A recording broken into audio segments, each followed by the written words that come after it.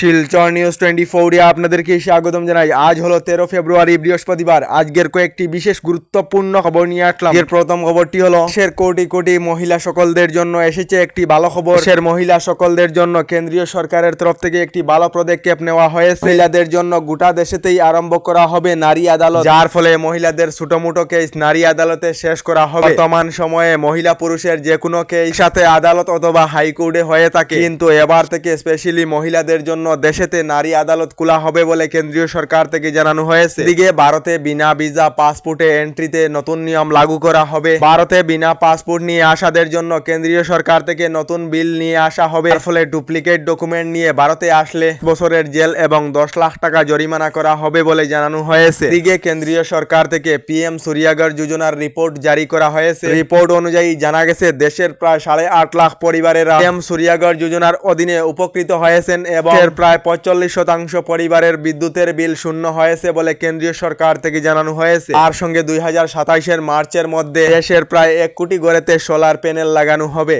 এদিকে বিশ্বের দুর্নীতিগ্রস্ত দেশের তালিকা প্রকাশ করা হয়েছে। বিশ্বের 180 খান দেশের মধ্যে 2024 বর্ষেতে 96 নম্বর স্থানেতে রয়েছে। 2023 সনেতে ভারত 93 নম্বর স্থানেতে রয়েছিল। আর বিশ্বের দুর্নীতিগ্রস্ত দেশের মধ্যে ভারত 96 নম্বর স্থানেতে রয়েছে বলে রিপোর্ট প্রকাশ করা হয়েছে। এদিকে আসামে জল জীবন মিশন আঁচনির কাজ প্রায় 90% সম্পূর্ণ হয়েছে। তবে রাজ্যে জল জীবন মিশন আঁচনির কাজ প্রায় 10% বাকি রয়েছে। আর জল জীবন মিশন আঁচনির কাজ আরম্ভ করিবে রাজ্য সরকারে বলে জানিয়েছেন রাজ্যের মন্ত্রী জয়ন্ত মল্ল বড়ুয়া। জল জীবন মিশন আঁচনির অধীনে জল লাভ করেছেন নাকি কমেন্টে নিশ্চয় জানাবেন। এদিকে 15 ফেব্রুয়ারি থেকে রাজ্যে আরম্ভ হবে মেট্রিক পরীক্ষা। মোট 944টি পরীক্ষা কেন্দ্রেতে অবতীর্ণ হবে প্রায় 4,30,000 পরীক্ষার্থী। ছাত্র এবং ছাত্রীদের সংখ্যা ভিডিওর স্ক্রিনে দেওয়া রয়েছে, আপনারা দেখে নেবেন। এদিকে বর্তমান সময়ে আসামে চাকরি না পাওয়া বেকার যুবক যুবতীর সংখ্যা প্রকাশ করা হয়েছে। 2025 সনের রিপোর্ট অনুযায়ী যে প্রায় 37 লাখ যুবক যুবতী রয়েছে, 10 লাখ যুবক এবং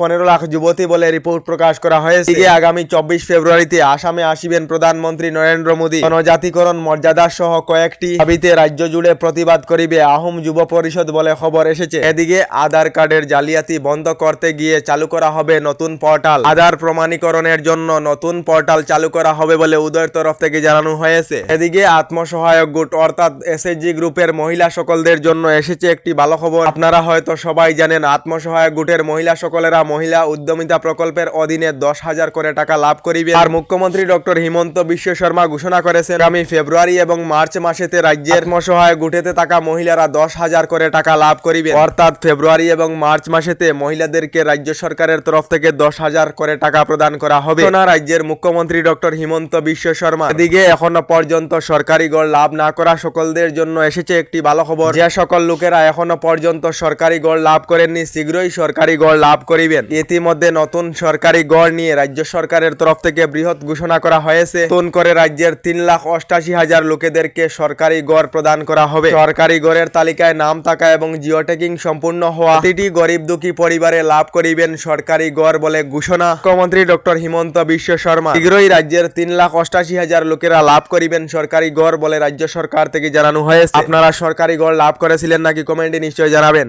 এদিকে কড়া হুঁশিয়ারি রাজ্যের মন্ত্রী পীযূষ হাজারিকা। রাজ্য সরকারের জল সম্পদ বিভাগেতে ভুয়ো চাকরির প্রচার। এই সরকার চাকরির নামে কেহর কাছ থেকে কোনো ধরনের ঘুষ নেয়নি এবং সম্পূর্ণ ছেলেমেয়েরাই চাকরি লাভ করিবে। কাল এই মন্তব্য করেছেন রাজ্যের মন্ত্রী পীযূষ হাজারিকা। জল সম্পদ বিভাগেতে নিয়োগ নিয়ে সামাজিক মাধ্যমে প্রচার চলছে বলে জানিয়ে তিনি চাকরি নামে দালাল চক্রকে কঠোরভাবে হুঁশিয়ারি দিয়েছেন। ডেইলি খবরগুলি ভালো লাগলে আমাদের ভিডিওতে লাইক দিয়ে চ্যানেলটিকে সাবস্ক্রাইব করে নেবেন।